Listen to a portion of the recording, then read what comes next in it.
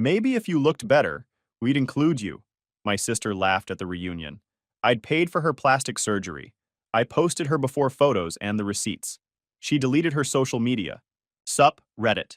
So my sister decided to publicly humiliate me at our family reunion after I spent $47,000 making her Instagram ready. When she told everyone I wasn't invited to her wedding because of how I look, I reminded the internet what she looked like before I bankrolled her entire face. The meltdown was spectacular. Here's how it went down. I'm 28 female, the older sister of what I'll call plastic fantastic, 26 female. Growing up, we had completely different experiences with the genetic lottery. I got dad's sturdy build and mom's practical features. Not ugly, just unremarkable. The kind of face you'd forget 5 minutes after meeting me. Brown hair, brown eyes, average height, built like someone who could help you move furniture without complaining.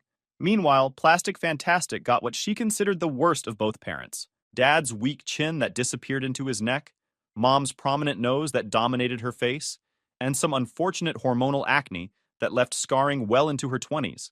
Plus, she was short and stocky like dad's side of the family, with fine hair that never held a style. But here's the thing about being the plain sister. I learned actual skills. Got good grades because I couldn't coast on looks. Developed a personality because I had to be interesting to get attention. Became funny because humor was my social currency. Built a career in software engineering that pays stupid money because I knew I'd need to rely on my brain instead of my face. By 25, I was pulling in $140,000 working remote for a tech company in Seattle while living in Austin, where my dollars stretched like yoga pants. Had my own condo, reliable car, healthy savings account, and enough disposable income to actually enjoy life. Not bad for someone who peaked academically instead of physically. Plastic Fantastic? Different strategy entirely. She spent high school convinced that her appearance was a temporary obstacle that would magically resolve itself. College was 4 years of waiting for her glow-up, while majoring in communications. Basically an expensive degree in talking pretty for cameras. The complaining was constant and exhausting. Every family gathering turned into a therapy session about how unfair life was, how pretty girls got everything handed to them, how she'd be successful too if she just had different bone structure, like the universe had personally screwed her over by not making her look like a Kardashian. If I had your confidence, I'd be running companies by now, she'd say at holiday dinners, somehow making my career success sound like a personality defect. Lady, my confidence came from actually accomplishing stuff and building competence, not from waiting for a magical face transformation to qualify me for success. Our family dynamic was pretty standard middle-class dysfunction. Mom and dad both worked regular jobs. Dad sold insurance for State Farm. Mom did bookkeeping for 3 local businesses. They were decent people who loved both daughters, but had no framework for dealing with Plastic Fantastic's constant appearance-related drama. Every conversation somehow circled back to her looks. Sarah got another promotion? Well, some of us weren't blessed with natural confidence and perfect skin. That's how she'd respond to any good news about my career. Like my success was directly proportional to my willingness to leave the house without Instagram filters. The ironic part? I actually thought she looked fine before the surgery obsession started. Sure, she wasn't going to model for Vogue, but she had nice eyes and decent features. The real problem was her personality. She was so focused on what she didn't have that she never developed what she did have. Spent more time researching cosmetic procedures than building any actual skills or interests. High school was brutal for her socially. While I found my tribe among the debate team and AP kids, she struggled to fit anywhere. Too insecure for the popular crowd, too appearance-focused for the academic groups, too shallow for the artsy kids. She'd come home crying about parties she wasn't invited to, boys who didn't notice her, girls who were prettier, and therefore more successful at everything. Mom would try to comfort her with platitudes about inner beauty and waiting for the right person, but Plastic Fantastic had already decided that surgery was her path to happiness. She'd researched every procedure available, knew exactly which features needed correcting, and had detailed plans for her post-surgery life as a beautiful person. I just need someone to believe in me, she'd say during particularly dramatic family dinners. If I could just fix these few things, I know I could make something of myself. I have so much potential, but nobody sees past my face. Mom and dad felt terrible watching their daughter struggle with self-confidence while her older sister was living her best life, which apparently meant having a successful career and not spending hours each morning trying to contour away genetic reality with YouTube makeup tutorials. When Plastic Fantastic graduated college with a communications degree and no clear career path, the surgery conversations got serious. She'd moved back home, couldn't hold a job for more than 4 months, and spent most days scrolling through Instagram, getting increasingly depressed about other people's lives. The research was extensive and obsessive.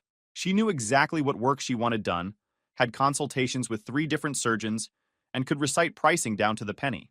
The total for her full facial reconstruction, her words, not mine, came to about $45,000 at the surgeon she preferred. Dr. Martinez was supposed to be the best in Texas. Board certified, worked on celebrities, had a waiting list longer than most restaurant reservations. Plastic Fantastic had been following his work on Instagram for 2 years, analyzing his before and after photos like she was studying for medical school. That's when the family guilt campaign started targeting me. The hints were subtle at first.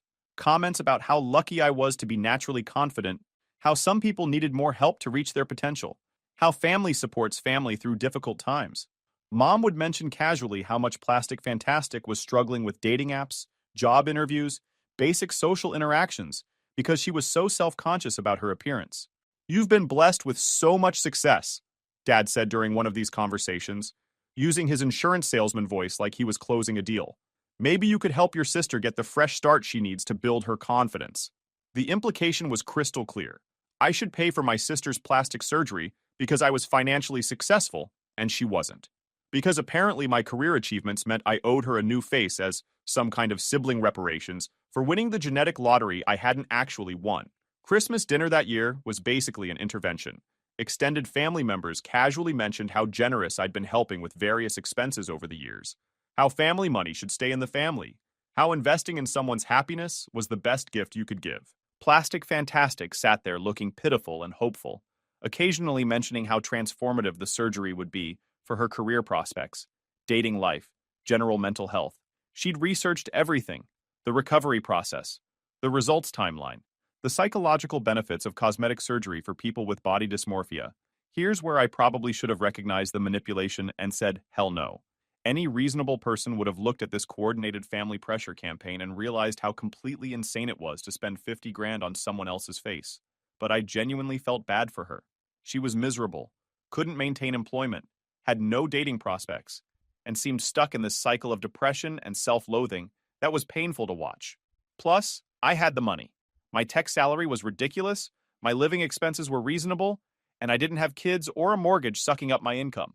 So I said yes. Not just yes, but enthusiastic, supportive yes. Told her I wanted to help her feel confident and happy, that if surgery would give her the fresh start she needed to build a real life, then I'd cover the entire cost as a gift. No repayment expected, no strings attached, just sisters supporting sisters through life's challenges. The reaction was immediate and emotional. Plastic Fantastic cried, Mom cried, Dad gave me this proud speech about being a generous daughter and a wonderful sister. Everyone acted like I'd just performed some incredible act of familial love instead of enabling what was probably an unhealthy obsession with appearance-based validation. But I genuinely thought it would help. I thought once she got the surgical work done, she'd feel better about herself and start building an actual career, instead of waiting for her face to qualify her for the life she wanted. I was so fucking wrong about everything. The surgery consultation process took 4 months of appointments, planning sessions, and medical evaluations. I went with her to every single visit, holding her hand through discussions with Dr. Martinez about realistic expectations, recovery timelines, and potential complications. The procedure list was comprehensive and expensive. Rhinoplasty to completely reshape her nose, chin implant to strengthen her practically non-existent jawline, cheek implants for facial definition she'd never had naturally, upper and lower blepharoplasty to fix her droopy eyelids, extensive laser treatments for acne scarring, lip augmentation, and enough Botox to paralyze a horse. Dr. Martinez was careful about managing expectations, repeatedly explaining that surgery couldn't solve deeper confidence issues or guarantee life success. He made her sign extensive consent forms, acknowledging that cosmetic procedures were medical interventions with real risks, not magic solutions to personal problems. Plastic Fantastic nodded and said all the right things during these consultations, but I could see she wasn't really hearing the warnings. She was already mentally living in her post-surgery life as a beautiful person with unlimited opportunities and social media success. The surgeries were spread across 10 months to allow proper healing between procedures. Each operation required weeks of recovery time, multiple follow-up appointments, and sometimes revision work when initial results weren't quite perfect. I took vacation days to drive her to appointments, stayed overnight during recoveries, brought groceries and medications when she couldn't leave her apartment. The financial damage was brutal and comprehensive. Initial surgeon fees, anesthesia costs, facility charges, post-operative care, revision procedures when healing didn't go exactly as planned, plus all the ancillary expenses, prescription medications not covered by insurance, specialized skincare products, compression garments, time off work for both of us. Every payment felt significant. $8,500 for the rhinoplasty, $6,200 for cheek implants, $4,800 for the chin augmentation, $7,300 for eye work, $12,000 for laser treatments spread across multiple sessions, $3,200 for lip work, $5,300 for various Botox and filler treatments during the process. By the time everything was complete 14 months later, I'd spent $47,300 turning my sister into a completely different human being. The number was burned into my brain because I kept meticulous records of every expense, partly for tax purposes, and partly because the amount was so staggering I needed documentation to believe it myself. But I genuinely didn't mind spending the money. Watching her excitement after each procedure, seeing her slowly start to smile when she looked in mirrors, observing her gradual confidence building, it felt like the best money I'd ever spent. She seemed happier, more optimistic, finally ready to start building the successful life she'd always claimed she wanted. That optimism lasted exactly as long as it took for the final swelling to subside and reality to set in. The physical transformation was dramatic and undeniable. Dr. Martinez was an artist. Plastic Fantastic went from aggressively plain to legitimately stunning. Not just improved or prettier, but genuinely beautiful in that Instagram influencer way that stops conversations when someone walks into a room. Her new nose was perfectly proportioned. The chin implant gave her an actual jawline. The cheek implants provided definition she'd never had naturally. The eye work made her look more awake and youthful. The laser treatments had erased years of acne damage. And the lip work gave her that full-lipped pout everyone was trying to achieve with injections. She looked like a completely different person, which I guess was exactly the point of spending $50,000 rebuilding someone's face from scratch. But instead of becoming more confident and genuinely happy, she transformed into something else entirely. Vain, superficial, and mean in ways she'd never exhibited before the surgery. Like getting a beautiful face had unlocked personality traits that had been dormant during her years of insecurity. The change wasn't immediate or obvious at first. Initially, she was just excited about her new appearance, posting selfies constantly, finally comfortable taking pictures without filters. I was happy for her, proud that my investment had worked out the way we'd hoped. She started getting attention from guys who'd never noticed her before, landed a job at a trendy marketing agency downtown, and began building the active social life she'd always claimed she wanted. For the first few months, everything seemed perfect. But then the entitlement started creeping in like a slow-moving infection. She began treating service workers differently, talking down to waitresses and retail employees with a condescension that was painful to witness, made cruel comments about other women's appearances, analyzing strangers' faces, and discussing what procedures they needed to improve themselves. The first time she made fun of someone's looks in front of me, I called her out immediately. That's not who you used to be. Remember what it felt like when people judged you for your appearance? Why would you do that to someone else? Her response was chilling. That was different. I had real problems that needed professional correction. Some people are just lazy about their appearance and don't want to put in the work to improve themselves. Like her genetic lottery tickets had been moral failings she'd overcome through superior character development and smart financial investments. Never mind that the financial investment had come entirely from my bank account. Family dinners became uncomfortable social experiments in watching someone's personality completely change. She'd make little comments about other relatives' appearances, suggest diet plans for cousins who hadn't asked for advice, offer unsolicited recommendations about skincare routines and makeup techniques. Mom and Dad were thrilled she was so confident and outgoing now, but I could see she was just being cruel to people who looked like she used to look. It was like she was punishing everyone else for the insecurity she'd experienced before her transformation. The social media presence exploded into a full-time obsession. Instagram, TikTok, Snapchat, Facebook. She was posting content constantly, building a following based entirely on her surgically enhanced appearance. Fair enough, beautiful people have been monetizing their looks since the beginning of civilization, but she started taking full credit for her transformation, like she'd achieved it through hard work, dedication, and superior lifestyle choices. The glow-up posts were particularly galling, motivational content about investing in yourself and not accepting less than you deserve. and becoming the best version of yourself through commitment and self-love. Not once did she mention the $47,300 I'd spent making that transformation possible. According to her carefully curated social media presence, she'd simply decided to level up her life and somehow manifested an entirely new face through positive thinking, excellent skincare routines, and strategic makeup techniques.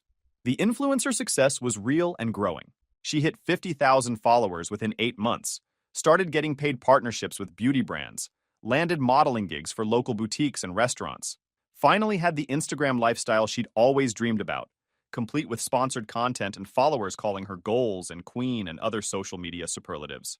But she was becoming impossible to be around for extended periods. Every conversation became about her appearance, her follower count, her brand partnerships, her latest photo shoot. She'd critique my clothes during casual visits, suggest I invest more in my appearance, offer to give me makeover advice like she was doing charity work for the aesthetically disadvantaged. "You could be so pretty if you just tried a little harder," she told me during lunch one afternoon, examining my face like a doctor looking for symptoms. "I could help you find your style, maybe get you started with a better skincare routine. You've got good bone structure, you're just not maximizing your potential." This from someone whose entire face I'd purchased retail, like a custom car modification. The dating situation was equally ridiculous. She'd started seeing this finance bro named Bryce who'd slid into her DMs after her follower count hit 6 figures. Typical guy who collected beautiful women like trophies, posted shirtless gym selfies constantly, drove a leased BMW he couldn't actually afford but needed for his image. They were perfect for each other. Two shallow people who'd found each other through social media and built a relationship based entirely on how good they looked together in photos. Every date was a photo opportunity, every restaurant was chosen for its Instagram potential, every outfit was coordinated for maximum visual impact. When she announced their engagement 6 months later, I was genuinely happy for her despite everything. Told her I'd love to help plan the engagement party, contribute to wedding costs, whatever she needed from her big sister. I was trying to maintain family relationships, even though she'd become kind of awful. Her response was delivered with the casual cruelty of someone who'd gotten so used to being beautiful that she'd forgotten what it felt like to be on the receiving end of appearance-based rejection. "Actually, we're keeping the engagement party pretty exclusive. Just our most attractive friends and family members. We want really good photos for social media, you know? It's important for both our brands." I stared at her, trying to process what she'd just said, while my brain struggled to accept the audacity. "Are you saying I'm not invited because I'm not attractive enough for your engagement party? It's nothing personal against you specifically. We just have a very specific aesthetic we're going for, and we need everyone in the photos to meet certain visual standards. You understand, right? A specific aesthetic." She was curating her engagement party guest list based on who would look good in Instagram photos, and her sister who'd paid for her face wasn't pretty enough to make the cut for her own family member's celebration. I hung up without another word and spent that evening looking through my bank statements, adding up every expense related to her surgical transformation. Surgery fees, recovery costs, follow-up appointments, revision work, medications, time I'd taken off work to care for her during healing periods. $47,300 in total, with receipts for everything. I also went through old family photos, finding normal pictures of her from before the surgeries. Not unflattering or deliberately mean photos, just regular family snapshots from holidays, birthdays, and gatherings that showed what she actually looked like for the first 24 years of her life. Then I waited for the perfect opportunity to remind everyone where her beauty had really come from. The engagement party happened without me, obviously. I saw the photos on her Instagram story. All beautiful people in perfectly coordinated outfits, professional lighting, strategically posed shots that looked more like a magazine spread than a family celebration. She looked absolutely stunning. Bryce looked predictably douchey in his expensive casual wear, and every single guest had clearly been chosen for maximum photogenic impact. The aesthetic cohesion was undeniable. Everyone was conventionally attractive, well-dressed, and camera-ready. The captions were all about being surrounded by love and grateful for family, and blessed to have such beautiful people in my life. No mention of the sister who'd made her beauty possible being deliberately excluded for failing to meet appearance standards. But that wasn't my breaking point. The breaking point came 2 months later at our cousin Mike's wedding reception. Mike was Dad's nephew getting married to his college girlfriend Sarah in a sweet ceremony followed by dinner at the local country club. Normal family wedding stuff where everyone shows up, eats too much cake, and makes small talk with relatives they see twice a year. I arrived early to help with setup, made conversation with aunts and uncles I hadn't seen in months, took pictures with my grandparents who were proud of their granddaughter's career success. Standard family gathering behavior. Plastic Fantastic showed up fashionably late with Bryce in tow, both of them dressed like they were attending a red carpet premiere instead of a small family wedding in suburban Texas. She'd brought her own photographer, not for the wedding couple, but to document her and Bryce for her social media content. The photographer followed them around the reception, getting shots of them dancing, eating, interacting with family members who met their aesthetic standards. It was bizarre watching someone treat a family wedding like a personal photo shoot opportunity. I tried to be friendly when she approached me near the dessert table, genuinely hoping we could be civil for one evening, despite our recent conflicts. "Hey, you look great. How's the wedding planning going?" She looked me up and down with an expression I'd never seen from her before. Pure, undisguised disdain. Like I was something unpleasant she'd discovered stuck to the bottom of her designer shoe. "Oh, about the wedding," she said, speaking loudly enough for nearby relatives to hear every word. "We've been finalizing our guest list, and we're really trying to keep things exclusive and high-end." "Okay," I said slowly, sensing this conversation was heading somewhere bad, but not quite believing she'd go there at a family event. "The thing is, we're working with this amazing photographer who specializes in luxury weddings, and he's really focused on the aesthetic cohesion of the guest list. We need people who will photograph beautifully and enhance the overall visual story of our day." Cousin Lisa was standing right there, pretending to examine wedding cake flavors, but obviously listening to every word. Uncle Jim was within earshot, along with several other family members who'd stopped their own conversations to tune into what was becoming an increasingly uncomfortable interaction. "What exactly are you saying?" I asked, giving her one last chance to walk back from whatever cliff she was approaching. She smiled, but it wasn't kind or sisterly. It was the smile of someone who'd gotten so accustomed to being beautiful that she'd completely forgotten what it felt like to be on the receiving end of appearance-based cruelty. "I'm saying maybe if you looked better, we'd include you in our special day. But we need our wedding photos to be absolutely perfect, and having certain people in them would just compromise the overall quality of our visual story." The words hit like a physical slap across the face. Not just because of what she said, but because of how she said it. Publicly, casually, with that condescending smile like she was doing me a favor by explaining why I wasn't good enough to attend her wedding. Cousin Lisa actually gasped audibly. Uncle Jim looked genuinely shocked. The entire dessert area went silent as people processed what they'd just witnessed. A bride-to-be explaining to her sister why she wasn't attractive enough to attend her own family member's wedding. But Plastic Fantastic wasn't finished delivering her masterpiece of cruelty. "I mean, I'm sure you understand where I'm coming from. This is supposed to be the most important day of my life, and I need absolutely everything to be perfect. Maybe you could work on yourself between now and then? Hit the gym more consistently? Invest in some professional makeup consultations? I could give you some recommendations from people I work with if you're interested." That's when I reached my absolute breaking point with her bullshit. "You know what? You're absolutely right. I should definitely work on investing more in personal improvement. In fact, I think I'll start by sharing some really inspiring transformation content on social media. People love those dramatic before and after stories." Her smile faltered slightly as her brain started processing the implications of what I'd just said. "What do you mean by that?" "Oh, just some throwback content about amazing transformations and the investment it takes to achieve them. You know how popular those glow-up posts are these days. Very inspirational for people who want to change their lives." I walked away before she could respond, but I could feel her watching me leave with growing unease and dawning realization. She knew exactly what photos I had access to, exactly what financial records I possessed, exactly what story I could tell about her transformation. She just didn't know I was planning to tell that story to everyone. That night, I sat in my apartment with my laptop, crafting what would become the most nuclear social media post of my entire life. I started with a side-by-side collage, 4 photos on the left, showing Plastic Fantastic before any surgical intervention. Normal family pictures where she looked like a regular human being, not unflattering angles or deliberately bad lighting, just honest images of what she actually looked like for the first 24 years of her existence. 4 photos on the right, showing her current appearance after $47,300 worth of professional facial reconstruction. The kind of stunning selfies she posted constantly, professionally lit and expertly photographed, looking like a completely different species of human being. Then came the receipts.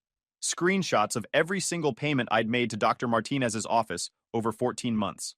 Surgery fees, facility charges, anesthesia costs, follow-up appointments, revision procedures, medication costs. Each expense carefully documented with dates, amounts, and detailed descriptions of what each payment had purchased. The total at the bottom, highlighted in red, $47,300. The caption was simple and devastating. Since my sister thinks I'm too ugly to attend her wedding, here's a friendly reminder of what she looked like before I spent $47,000 making her Instagram ready. Apparently, investing $50,000 in someone's face doesn't buy you enough respect to attend their aesthetically cohesive wedding celebration. But hey, at least I know my money was well invested in creating such a beautiful person who values family so highly. Transformations Tuesday. Family first. Sisterly love, plastic surgery, receipts, money well spent. I tagged her directly in the post, along with several family members who'd witnessed her comments at the wedding reception. Then I shared it across Instagram, Facebook, and TikTok, using her favorite hashtags about transformation and self-improvement and living your best life. The post went live at 11:47 p.m. on a Tuesday night. By Wednesday morning, it had over 15,000 views and 800 comments. My phone started buzzing around 6 a.m. with increasingly frantic notifications. Plastic Fantastic was calling, texting, leaving voicemails that progressed from angry to panicked to absolutely desperate. I ignored every single attempt at contact while watching the engagement metrics climb steadily. The comments were exactly what I'd hoped for and more. Wait, she had you pay for her surgery, then said you're too ugly for her wedding? What kind of sociopathic behavior is that? The absolute audacity of criticizing someone's looks when you literally purchased your entire face. This is the textbook definition of biting the hand that feeds you. She owes you $47,000, a public apology, and probably therapy. The before pictures aren't even bad. She was just a normal-looking person who wanted to be Instagram perfect. Imagine being this ungrateful after someone gave you a whole new face for free. By noon, the post had been shared over 400 times across multiple platforms. People were screenshotting the receipts and reposting them with their own commentary about ungrateful siblings, plastic surgery drama, and family dysfunction. The story was trending in local social media circles where Plastic Fantastic had built her influencer following. Her own followers started flooding her recent post with questions about the surgery payments, whether she'd ever paid me back, how she could justify excluding me from her wedding after everything I'd done for her. The perfect aesthetic she'd carefully curated was getting contaminated with uncomfortable questions about the financial reality behind her transformation. The brand partnership started falling apart immediately. 3 companies messaged me directly asking if the receipts were legitimate, explaining they needed to reassess their relationship with influencers who weren't transparent about cosmetic procedures while promoting natural beauty products. By Wednesday afternoon, she'd lost over 8,000 followers and was getting roasted in the comments on every single post. People were going back through months of her content, screenshotting her claims about natural confidence and self-investment, and comparing them directly to the receipts showing she'd invested someone else's money in her appearance. The family group chat exploded into chaos. Mom was panicking about private family business being aired publicly. Dad was confused about why I'd kept such detailed financial records. Various aunts and uncles were weighing in with strong opinions about social media drama and family loyalty. But the absolute best part was watching Plastic Fantastic's response evolve in real time as her panic increased. Stage 1 was complete denial. She posted a long Instagram story claiming the receipts were fabricated, that I was jealous of her success, and trying to destroy her happiness out of spite. She accused me of photoshopping bank statements and making up surgery costs to embarrass her. That backfired spectacularly when people started reverse searching her older photos and finding the original images on various family members' social media accounts. Plus, Dr. Martinez's office was tagged in several of her previous posts, thanking them for life-changing work, which corroborated my entire story perfectly. Stage 2 was desperate minimization.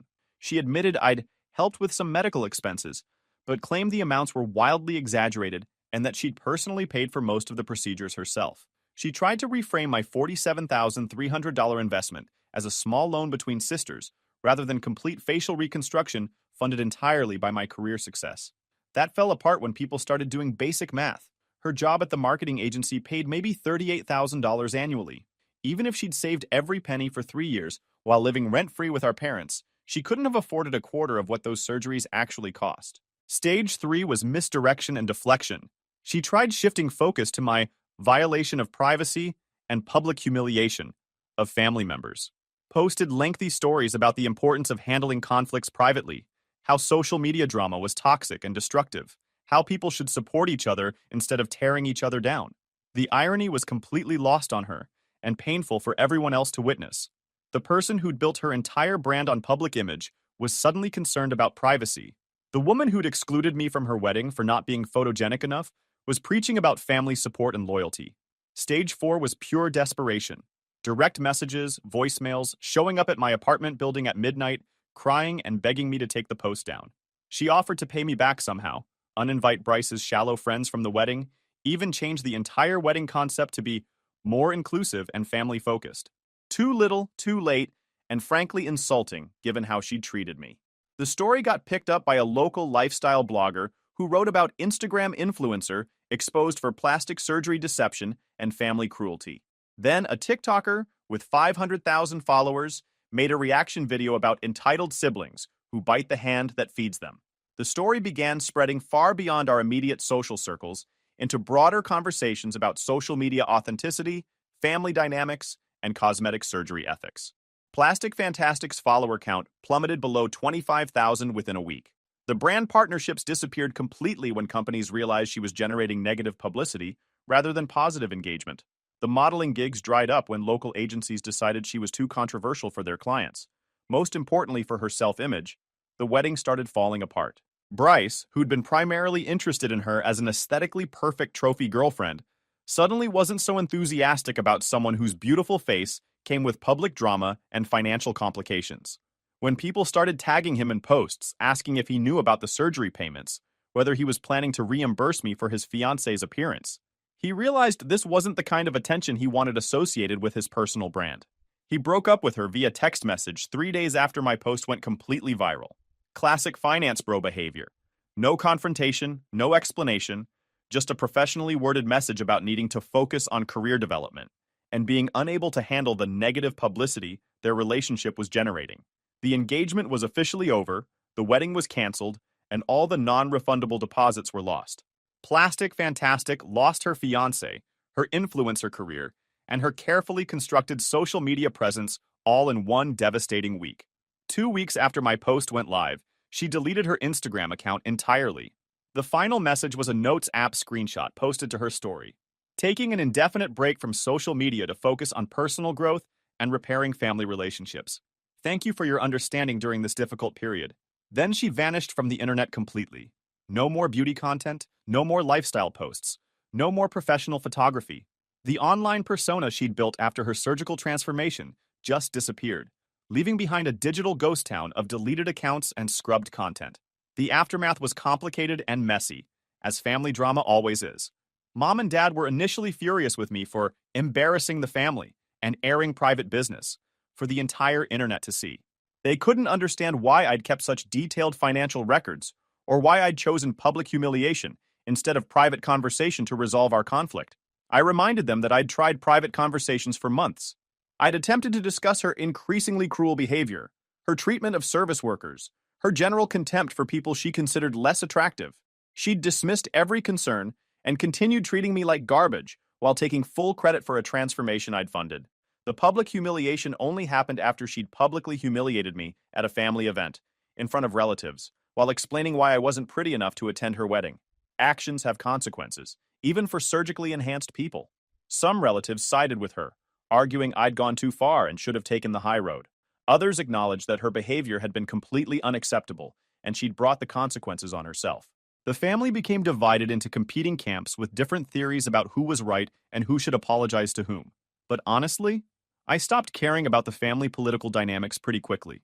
The satisfaction of watching her perfect life implode was worth every awkward holiday gathering and disappointed parent conversation for the next several years. She'd become a genuinely awful person after her transformation, treating everyone around her like disposable props in her Instagram fantasy world. The fact that her cruelty and entitlement had finally caught up with her felt like cosmic justice being served with surgical precision. 6 months later, she moved back in with my parents after losing her apartment lease. The marketing agency had terminated her employment when the negative publicity started affecting their other client relationships. Without her influencer income and with no real job skills beyond looking good in photographs, she couldn't afford independent living. She tried reaching out several times over the following year, sending long apologetic text messages about how the attention and validation had gone to her head, how she'd lost sight of what really mattered, how she wanted to rebuild our relationship and make amends for her behavior. I read every message but never responded. Some bridges, once burned with sufficient intensity, can't be rebuilt with apology texts and promises to be better. YouTube just dropped this new hype feature. If you're hooked on this story, smash that hype button. It tells YouTube this video deserves to blow up, and it keeps even crazier stories coming your way.